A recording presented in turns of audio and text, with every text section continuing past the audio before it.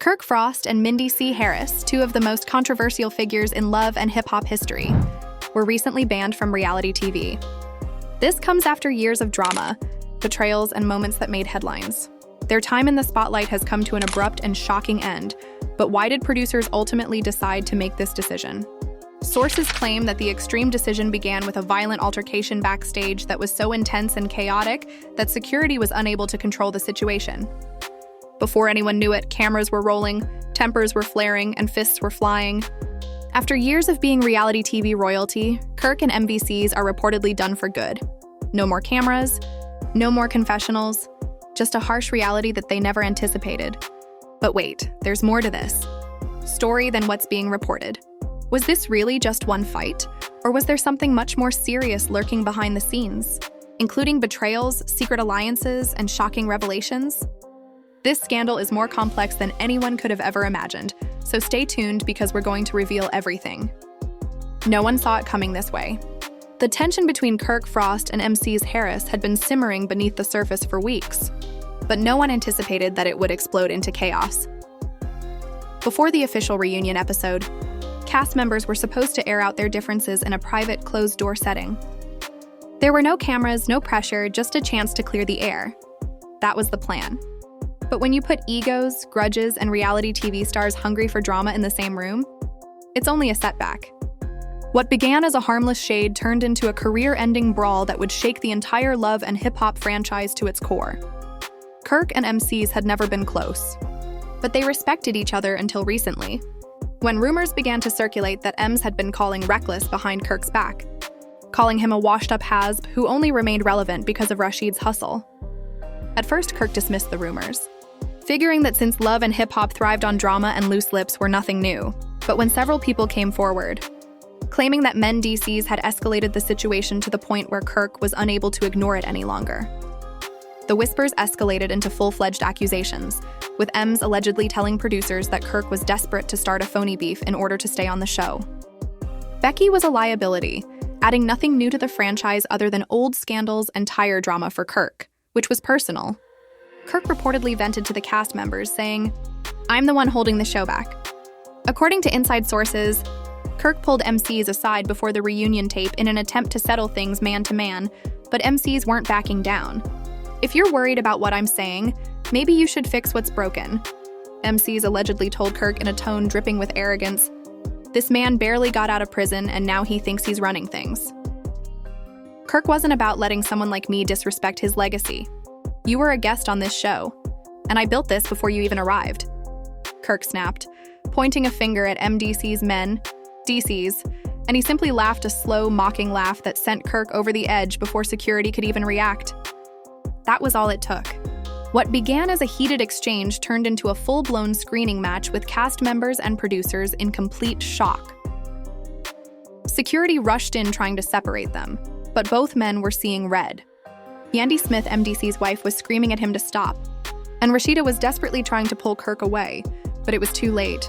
The damage was already done, and the worst part was that it was all captured on camera. Ems lunged forward, grabbing Kirk's shirt, and in seconds, fists were flying, chairs crashed, glasses shattered, cast members screamed, and security rushed in. Room had taken out their phones. Things became tense, and as soon as Kirk and Em threw hands, the video began to go viral. Within minutes, clips appeared on social media, shocking fans with comments pouring in, and the production team for Love and Hip Hop was in full panic mode. This isn't your typical reality TV drama, as one producer reportedly stated that the fight was so brutal and intense that it was ending their career. Kirk was dragged into a room, furious and still fuming, and his face was twisted with rage. The executives behind the scenes were already making a decision that no one had anticipated because, although fights were common on reality TV, what had just happened was too extreme, too dangerous, too raw, and too destructive, and an emergency meeting had been called before the night was even over. The verdict: Kirk Frost and Mendeecees were going to receive the harshest punishment of their careers. And this time there was no turning back. The fallout from the fight was severe and swift, occurring within hours. The Love and Hip Hop production team was facing a crisis, and it was more than just shattered chairs and broken Evos. The network executives were furious. Certainly, reality TV thrives on drama and a little bit of violence, but this time there was no turning back.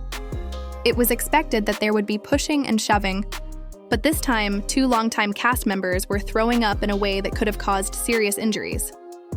To make matters worse, the video had already been leaked, and fans had already analyzed every second of it. Replaying the moment Kirk shoved Ems the way Ems lunged at him, the background sounds of glass breaking, and the explosive reactions on social media. I never imagined that I'd see the love and hip-hop will never be the same after Kirk and Mendeecees get into a full-on brawl. This fight was brutal, and if Kirk and Mendeecees are fired for it, I'm done watching. Fans were split. Some supported Kirk, claiming that Mendeecees had no right to be disparaging a love and hip-hop pioneer, while others supported Team Mendeecees, who claimed that Kirk had no right to touch someone first. However, everyone agreed that this was one of the biggest scandals in the franchise's history, and the executives were concerned about more than just the public's reaction. They were also concerned about their reputation, because the fight had escalated beyond what they could make into good television. If they allowed Kirk and MC to stay, sponsors were worried that it would send the wrong message, so they made the decision. The following morning, both Kirk and Mendeecees received the call that they were officially fired from Love and Hip. Kirk was shocked and said, "Hope, no warning, no second chances, just gone." He was pacing back and forth in their Atlanta home and reportedly said, "They haven't done anything like this before, they need me. I've been here since the beginning." But Rashida knew better. She had anticipated this. "Kirk, you quit your hands on Ems," she said, and it became public knowledge. Kirk wasn't trying to hear it, and his mind was that he wasn't just another cast member. He was Love and Hip. When he received the call, he was sitting in his living room with Yandy. His entire body tensed when he heard the words, "letting you go," but he said, shaking his head, "I bring too much to this show, they need me." But Yandy wasn't about to let this happen. Hop royalty had been on the show for more than 10 years, built his brand, made money moves, and now they were throwing him aside like he was nothing but Mendeecees with his own problems to deal with. Slide. So that's it. She grabbed her phone and said, "They're just going to throw you out after everything." She wasn't mistaken. Yandy and DC's relationship, legal issues, and family struggles had lasted for several seasons and been prime reality TV gold. But none of that mattered. "I told you not to let him get to you," she muttered, massaging her temples, "and now look.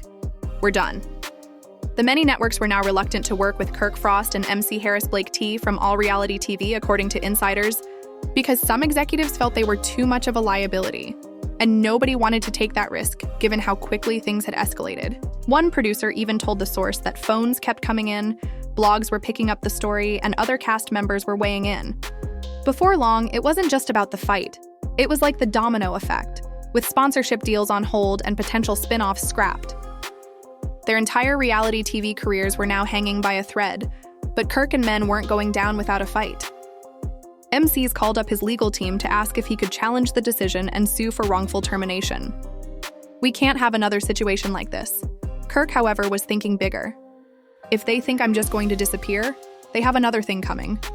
Kirk reportedly told a friend, "I built my name, I don't need love and hip-hop, I'll make my own moves." And suddenly, the war wasn't just between them anymore. It was between them and the entire love and hip-hop empire. Could they really recover from this, or was this the end of Kirk and him? Both men were not only reality TV stars, but also staples of the genre, deeply ingrained in the fabric of love and hip-hop. The show had made them household names, and now they were being shown the door. However, neither Kirk nor the Mendeecees were prepared to quietly relinquish their fame. They weren't about to be erased from reality TV history. MC's reality TV careers were permanently affected by the fallout from Kirk and Mendeecees' firing. Instead of avoiding the spotlight, Kirk made sure the public knew his side of the story. Within days of this firing, he sat down for an exclusive interview with the major blog, explaining the incident from his perspective. Kirk started looking straight into the camera, explaining what happened between me and Mendeecees. The businessman quickly got to work because he knew the power of public perception, and that he had to control the narrative if he was going to. Salvage his career was regrettable, but I was ultimately defending my honor, especially on my own turf. I've been with love and hip-hop since day one, and I've worked hard for them to just cut me off like that. It's foul, and Kirk wasn't just upset about the fight. He felt deceived by the show he had helped create, one that had highlighted his highs and lows, his family drama, and his business endeavors. With one bad moment, it seemed like everything had been erased. Mendeecees was going through his own whirlwind. His firing from love and hip-hop had hit him hard, but he wasn't going to lie down and take it like Kirk. Mendeecees knew that controlling the narrative was key. So he too reached out to the media, but his approach was different rather than focused. Kirk had promised his fans that even though they might have closed the door on him, "Trust me, I've got plenty of other doors I can open. I've been through a lot." And on the fight, Mendeecees used his platform to talk about it. He started with an emotional Instagram live session saying, "I don't regret standing up for myself. I've always been about respect, and I won't let anyone disrespect me on or off camera." Of course, Yandi was by his side, her face a mask of control, and she was furious. During the live session, she told their followers that he's been through worse than this, and we always come out on top. But behind closed doors, Mendeecees wasn't sure that being cut off from love and hip-hop was more than just a professional blow. It was a personal one. She was upset, furious even, but she also understood how the game worked because she had been on reality TV long enough to understand that sometimes you have to take the hits and bounce back stronger. Trust me. Y'all not seen the last of me's one night. The weight of the situation finally hit him. This is our bread and butter, without love and hip-hop. What's left? He had dedicated years of his life to the show, exposing his soul on camera, and now with one mistake it felt like all of that was being taken away, man. I don't know if we're going to recover from this. Yandi wasn't one to wallow in self-pity. She was already planning their next move. The real blow came when news broke that not only had Kirk and Ems been fired, but they were also banned from reality TV altogether. It started with whispers, and at first it seemed like just another piece of gossip, but as the days passed, the rumors gained traction. She assured him that we have our own brand now, and the fans love us, not just the show, and we'll figure it out. It's not just about the fight, according to Insider, but this went too far. No one wants to deal with the possible legal fallout or the possibility of losing control again. For Kirk, the news was devastating. Being fired from love and hip-hop was bad enough, but being blacklisted was a career death. Traction sources from multiple networks confirmed that Kirk and Mendeecees were now deemed too risky to cast. The calm in Kirk storm tried to reassure him that we'll figure something out, saying, "Baby, you've got too much hustle in you to let this be the end." Kirk's brand would lose visibility without reality TV, and his influence and income would dry up. "I ain't about to be no hazard," Kirk told Rashida one night, his frustration in his voice clear. "They think they can just blackball me, but no. I've built too much to let it all fall apart." He was aware of the fact that it would be difficult for him to remain relevant without television, but his name and face were what kept his ventures afloat. Without that exposure, everything could collapse on the other side of the nation, and many people were feeling the pressure as well. His phone had gone eerily silent, and opportunities that had previously poured in were now drying up. Brands were not contacting him on social media. The strategist had a plan and said confidently, "If they don't want us on their shows, we'll make our own show. We don't need them. We've got the fan base, we've got the following, let's do this." It was as if the fight had caused Traer to be banned from the industry. Mendeecees told Yandi with a frustrated tone in his voice, "I'm not about to be blacklisted, this ain't how my story ends." However, despite their audacious statements, Kirk and Mendeecees were aware that they were up against a formidable opponent. Being blacklisted in the reality TV industry meant more than just not getting cast on shows. It meant being excluded from an entire industry. As the days stretched into weeks, the situation's gravity only increased because they had centered their entire lives on the success and fame of reality TV. And now they were confronted with the very real possibility that two of the biggest names in love and hip-hop, Kirk Frost and Mendeecees Harris, were facing the harsh reality of being blacklisted by the industry that once thrived on their drama, conflicts, and storylines. The silence was deafening. Could everything fall apart, or had their fight marked the end of their reality TV reign? No more producers were requesting confessionals, interviews, no more cameras watching them everywhere, and no more large checks from reality TV. At first, neither man believes it. They had experienced highs and lows, public scandals, cheating accusations, and business failures, but they had always recovered. However, this time, something felt different for Kirk. And he realized this when he began contacting other reality shows in the hopes of getting a spot on another franchise with which he had connections. He had worked with industry people for years, so he thought that someone would give him a chance. But every call ended the same way. "Man, I wish I could help you," one producer said in a regretful voice. But the network doesn't want that kind of heat right now. The fight was too much. Nobody wants the backlash. It wasn't just about the fight anymore. It was about reputation. Kirk wasn't just seen as a reality star who had been involved in an allocation, he was now labeled as too. Rashida saw the change in her husband right away. He had become a reality TV veteran and now spent his days pacing the house with his phone glued to his hand, waiting for a call that never came. "We can make this work, babe." One evening, she tried to reassure him. "You have the clothing stores and the Frost Bistro." Kirk cut her off, shaking his head. But that wasn't the point. Rashida. Mendeecees found himself in an unfamiliar place, uncertain. He had built his life on the hustle of making moves and staying ahead, but now it felt like every door was closed. "This is who I am. If they shut me out, how do I stay relevant?